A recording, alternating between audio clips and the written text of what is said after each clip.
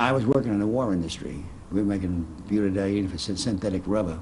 I was working for Shell Chemical, a subsidiary of Shell Oil.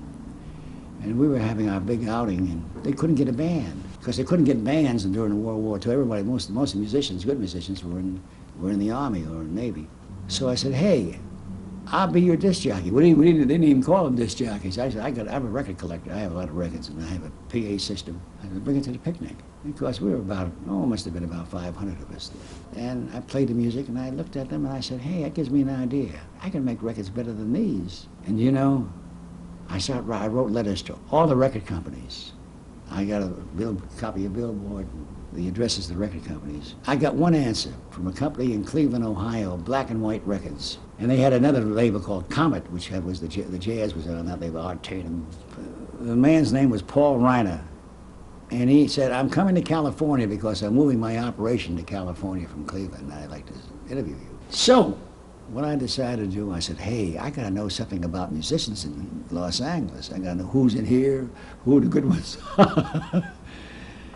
I went to the Black Union. There was two unions. One was white, one was Black Musicians Union. And there was a woman there named Florence Cadrez, I'll never forget. She was a secretary, and I told her what I was about to do. And I said, can you give me the names of all the best black musicians in L.A.? And of course, you must remember that Los Angeles during the 40s was not overpopulated with blacks yet. They hadn't moved in numbers. It was just pockets of them. And she did. And I went to see them.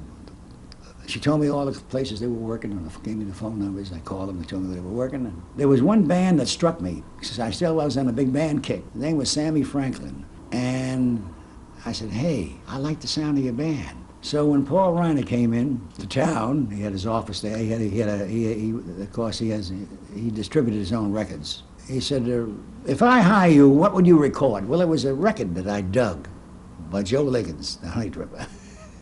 I said, the Honey Dripper. And he had heard of the Honey Dripper. And it hit him. Yeah, because I'll tell you why. Even though it was out.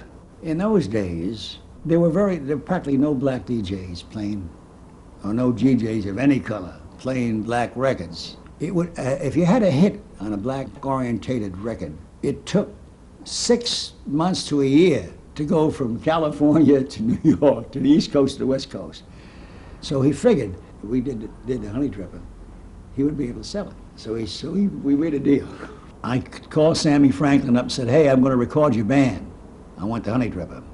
He said, okay, great. There was a studio, I can't think of Cahuenga, I think it was on Cahuenga, right before you got to Santa Monica Boulevard, right across the street from Technicolor. And it was a radio station, but they had a studio. And I went in there an hour before the session started and talked to the engineers. I said, look, man, I don't know anything about, damn thing about recording. So if I act crazy sometimes, don't mind me. Why I say that is because I'm going to sit in the control room, let you guys take over. And I'm just going to see if the take is a good one or not. That's all. I'm not going to make any comments to you about what to do. So I sat there, and I said, now I expect my boss to come in. If he comes in, have him announce, give me 5 minutes to get into my act. And then if I act crazy, don't mind me now. So sure enough, after about an hour, the phone rang. Mr. Reiner and Mr. Cooker, that was his head salesman. Okay, give me 5 minutes. I went out there, touched my hair, took my jacket off, rolled up my sleeves. I said, okay, let them in. And when they came in, they were sitting down. And I said, man, I started yelling at everybody. Don't, that's not the way I wanted it. I don't know what the hell I was. Because I told the band, don't pay no mind to me. We were all cued in. So after about a half hour, they were screaming and yelling, carrying on. Reiner said, he looks like he knows what he's doing. Let him alone, let's go. It worked.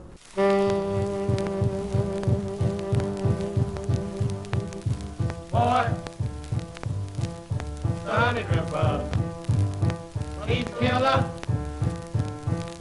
The Honey Dripper, soft, sweet, hot, he's a mellow cat.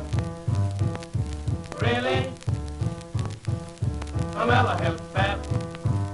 Well, he jumps and he rides, he's a high of jive. So dig that cat and jump for joy. Say, dig that